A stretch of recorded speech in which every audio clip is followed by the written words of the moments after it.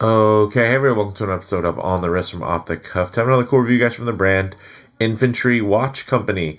A little about them. They were founded in 2011 by Jason Way, and he was pretty much inspired by his time in the Royal Canadian Air Cadets. In terms of the type of watch, I'd consider this a wild card watch. Some key characteristics, and you're looking for something you can wear that is kind of a bit of a wild one. Of course, you're going to find some standout or statement type of timepiece that trades versatility for versatility and timelessness for all-out style and peak design. This is part of their Revolution series, and this is known as the SkeleTrak Pro in the Desert colorway, and it is essentially a Bell and Ross-like homage that aims to showcase horological artistry with its fully skeletonized dial and reliable Seagull TY2809 movement. These go for only $250, and I think at the time of recording this, they even have a buy one, get one type of offer. So these are extremely affordable considering how ambitious the execution is. And I will say, execution wise, I'm pretty impressed here. So with all that said, let's go ahead, zoom the camera out, get this piece in hand, and take a closer look. Okay, now there's no way around it. This is a big boy. This is a large watch at 47.2 millimeters across, 12.9 millimeters thick, and 53.6 millimeters lug to lug. Very interestingly though, check this out. Look at this mid case. It's actually made out of reinforced polymer, and I think that's cool. You know, especially with how popular bioceramic is these days. I think it's cool. This is really lightweight. Of course, it does have that I was going to say bioceramic. It has this reinforced polymer mid case, but it's actually sandwiched in between two pieces of steel. You have the stainless steel display case back, as well as this really cool Cerakote steel bezel, which looks really nice and feels quite nice to the touch. So this is not the regular type of watch that I review on the channel. And honestly, this wasn't even really on my radar. But Infantry Watch Company did reach out, and this one stood out. So I thought, why not?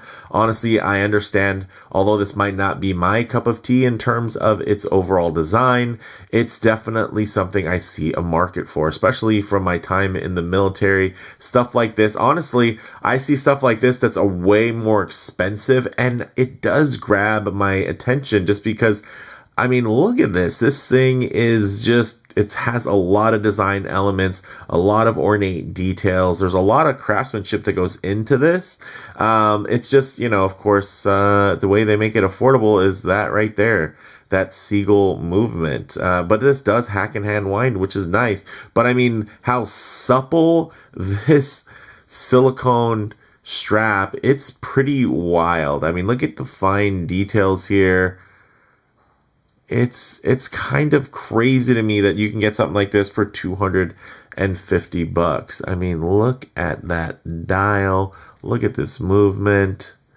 There's a lot of details. They didn't take it easy on this one. They didn't just go with a very basic kind of oyster style anything. They just said, hey, let's be ambitious and let's go after something. And I can appreciate that. Now, the crown is just coated. It definitely feels like steel to me, and that's why I think the tonality of it is slightly different. To me, this looks like just a coated crown that's steel, which would make sense. It is screw down, which is nice, although the crown is unsigned. Although if they did sign it, what would they put? This symbol on there? I don't know if that would actually even add anything visually besides a check in the box. Now, the movement inside is the automatic Seagull. Yeah, sorry, it's Saturday, guys. You know how it is, Saturday brain, Seiko Saturday, as I'm filming this here.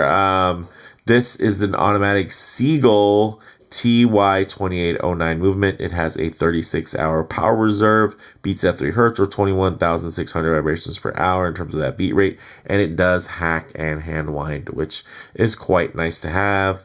And it is something that honestly has put me off of other watches when they don't hack. That bothers me. And there are some very expensive watches that don't hack, and you'll be quite surprised. But that's, for me, it's a bit of a barrier. Now, in terms of the dial, you have this cool multi-layer skeletonized dial. It does have that sloped outer chapter ring with those accented kind of screws at every hour marker. And then you do have an unspecified lume that does glow green on the dial and blue on the handset. With this screw down crown, you're going to get a confidence inspiring 100 meters of water resistance, or 10 atmospheres. So quite good. And again, the nice thing is that's of course due to the way that the watch is sealed. But thankfully with that screw down crown, it's going to give you that confidence that it's not just going to unscrew itself and then pop out and disengage in terms of the gaskets around the crown. So very, very cool. And then you do have this really wide 24 millimeter lug with here, and it even flares out even wider. This strap is 35 millimeters where the lug is 25. So again, to put that into perspective, this is a big honkin' watch. There's a lot of watch to enjoy here, and if you don't like it, there's also a lot of watch to hate on. But I will say this thing is pretty sweet. It does taper back down to about 24 millimeters, and then it does have this nicely signed and coated buckle, which is all milled, even the finger section there. So with all that said, let's go ahead and get it on the wrist and see how it wears. Okay, as you can see on my 7.5-inch wrist, this is quite large, even on my larger wrist, although it is quite a tall wrist, as you can see, so it's not super wide, flat, and accommodating. And then if I get my wrist even closer to the lens, you're going to notice a fair amount of, look at that perspective distortion. This thing looking like it's overhanging my wrist right now. That is the best example I've seen, just because of the scale. It really accentuates it. But then look at this. I keep my wrist low, and then all of a sudden you're seeing more of the sides of my wrist, and thus the sides of the strap as well. And the watch is somehow all of a sudden more proportional and fitting over my wrist. Of course, it still looks large because it is large. So what I'll do is keep my wrist nice and low and then just tighten up the frame so that you guys can get still a detailed look, but just add a bit of retro aspect ratio as to how this may lay on your own wrist. And check that out. There's a lot of design elements here that I think work in its advantage. And the way that it feels is something else. That tactile engagement, this feels like a solid piece of kit. Although, yes, it is a polymer, so plasticky. There's something about that, but then it like makes up for it with the Cerakote, with the skeletonization, with the beautifully supple, which I'm surprised. And it's not even a lint magnet. Another nice thing, right? So they really surprised me in terms of the execution. I was impressed by the design. Again, although it doesn't call to me as something I'd want to wear every day, this is totally just a fun watch, especially when you consider the different colorways and the different options that they have here, so you can really kind of personalize it towards your own wardrobe. I think this is something that is, yes, it's very much within that fashion watch space, but it's inspired by watches that are completely function forward and really are all about being overbuilt and maybe even slightly over designed. So when I see this at a more affordable place, I know there's some concessions, some trade-offs, right? When you think about the crystal being a mineral crystal with this movement being a seagull movement, stuff like that. But I will say again, at the price point where you can get like buy one get one free, at least as it is right now, for $250, that's pretty wild. So I am glad that they reached out to me and offered me some time with this little guy, right? Actually, the little guy, it's a big boy. Time with this big boy right here. So look at how flat that sits. I mean, 12.9 millimeters. That's not too shabby there. So I really do like the depth in that dial. I know it's a little bit of trickery there. It's not like it's especially complex, but they did a really good job, I think, in harnessing those few little ornate details of design and making it feel like, maybe it's just making you feel something when you look at it. It does evoke just a certain sense of appreciation and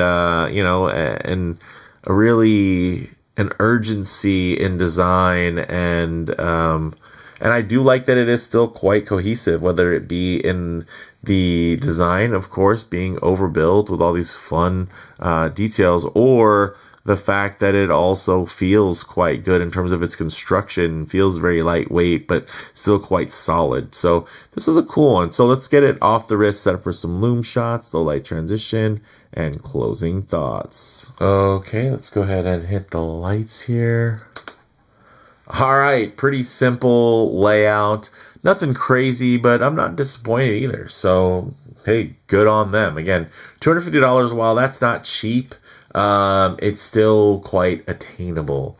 Of course, that's in the grand scheme of things. For some people, $250 is a lot of money for a wristwatch, but I will say, although the design is quite niche at the price point, it is, I'd say it makes it a little bit easier of a pill to swallow versus if you were paying, $2,500 for something like this. Now, ooh, look at that. And, it's just like with any other genre, whether it be divers and chronographs or pilots, field watches, there are expensive variations of everything. And, it's nice to have an affordable option that kind of taps in to some of those little specialities. One thing, of course, I'm doing right now is I'm working on that low light transition, because you're not always going to be out in the middle of a field enjoying direct sunlight. A lot of times you're going to find yourself coming out of buildings, walking underneath overhangs, or just hanging out underneath the shade of a tree. So it's nice to see these colors, textures, and finishes and what they render like in less than optimal lighting. And I gotta say, this thing has a lot of light play. And again, it's lighter, but it's big and bulky, and I don't know, there's something about that's cool to me. I do enjoy that about this watch, is that it has a lot of visual weight, but the physical weight on the wrist is so cool and light and forgettable, and it's this really wide, thick strap and these long lug to lugs, but then it's also this really supple, well, kind of formatted, and in terms of ergonomics, in terms of the layout, it all just comes together and it feels really good. So closing thoughts, guys, on the wrist, surprisingly comfortable thanks to the supple strap and lightweight construction. The overbuilt and oversized aesthetic give you plenty of visual weight, but the choice of materials keeps physical weight to a minimum. In terms of model variants, it's available in 6 different color combinations, so check the site links for details and availability. In terms of comparable models, guys, while many collectors can appreciate the chunky designs of a similarly themed Bell & Ross, the niche wearability combined with the, kind of often prohibitive price points that Bell & Ross float in, at least new. Of course, when you start thinking gray market and aftermarket, in terms of something that's used or pre-owned, it gets a lot more affordable. But yeah, that's kind of a hit to the pocket to think about how much depreciation you're getting there on something that you're supposed to be excited about. Now, that does keep people at arm's length with these watches, again, with more expensive mainstream variations of them. So Infantry's more approachable pricing can definitely help get these dynamic designs on more wrists. And I have to be cool with that, honestly, because I would much rather see this on somebody's wrist versus, just a very basic Timex or some fashion watch. Like, this one is interesting to me. It's not an everyday watch, but they're not really trying to make it an everyday watch. Sure, this could be someone's signature watch. I'd say it has the vibe and the flavor to where if you're seen wearing this a few times, it might end up just being the watch people associate with you. But for me, guys, bottom line, while clearly this isn't for everyone, there's absolutely a market for these types of over-the-top builds, and although not my personal cup of tea, I can appreciate their commitment to a clear theme. I'd even go as far to say as if they were able to scale this down to a 42mm silhouette and upgrade the movement and crystal, I think the impressive lightweight recipe would make for a really fun G-Shock alternative in terms of an analog G-Shock alternative. But let me know what you all think down in the comments below. If you like the video, please like, and if you're already, please subscribe for more content just like this. Thanks, guys.